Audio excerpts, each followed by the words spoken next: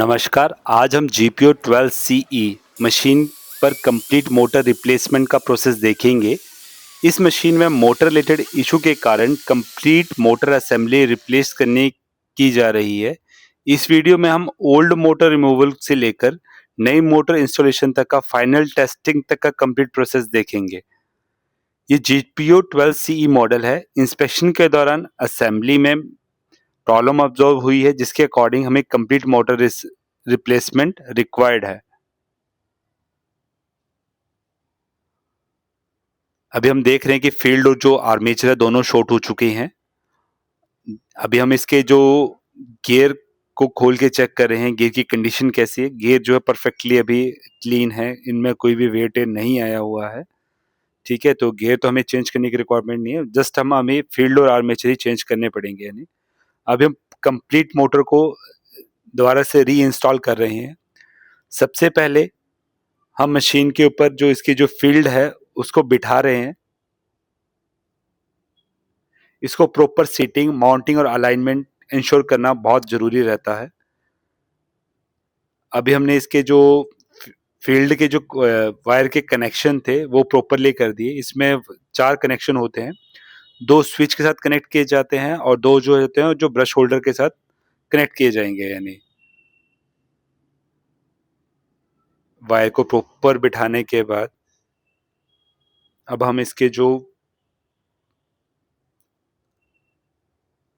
Gear assembly है, हमें armature बिठाने के लिए सबसे पहले इसका जो गियर है उसको निकालना पड़ेगा। इसमें ये हमने 10 नंबर की चाबी लगा दी है। चाबी लगाने के बाद इसके पीछे जो सर्किल लगा हुआ है उसको ओपन करेंगे। इसको हमें इसका बेयरिंग भी चेंज करना है। अब हमने नया बेयरिंग लगा दिया है, इसके ऊपर हमने ये सील लगा दिया। देन इस सर्किल हमने इसको दोबारा से इंस्टॉल कर दिया है। अब देन इसके बाद हम अच्छे से इसके जो इसको शाफ्ट को यहाँ पे बिठाएँगे और ये जो नट है 10 नंबर का जो नट है उसको with the help of spanner, इसकी हेल्प से हम इसको अच्छे से टाइट कर देंगे। टाइट करने के बाद हम देखेंगे मूवमेंट जो है फ्री होना चाहिए। इसमें हम ग्रीस अप्लाई करेंगे। इसमें हम बॉश का ही ग्रीस अप्लाई कर रहे हैं। ग्रीसिंग करने के बाद इस पे हम जो हमारा जो ये गियर्स है उसको हमने दोबारा से इसको इंस्टॉल कर दिया है और गियर हाउसिंग हम with the help of screw driver की हेल्प से हम इसको टाइट कर रहे हैं।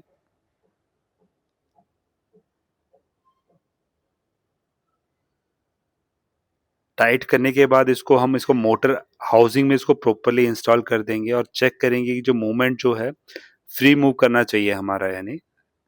अब इसके जो हमारा जो गियर हाउसिंग और मोटर हाउसिंग को हम आपस में कपल कर रहे हैं।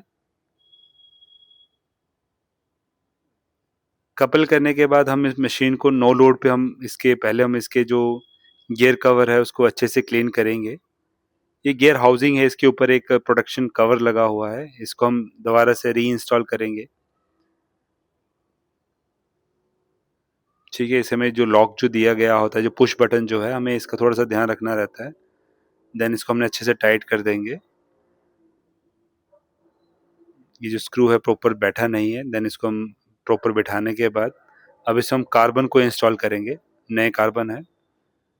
ये with the help of screw spring की हेल्प से हम इसको कंप्रेशन स्प्रिंग की हेल्प से इसको हम लगाना बहुत ज़रूरी होता है, ये कंप्रेशन स्प्रिंग जो होता है। अब सेकंड दूसरी सेम एज़ इट इज़ हम दूसरी जगह पे भी इसके जो कार्बन को थिम्बल से कनेक्ट कर देंगे। देन ये करने के बाद अब इसको हम चेक करेंगे।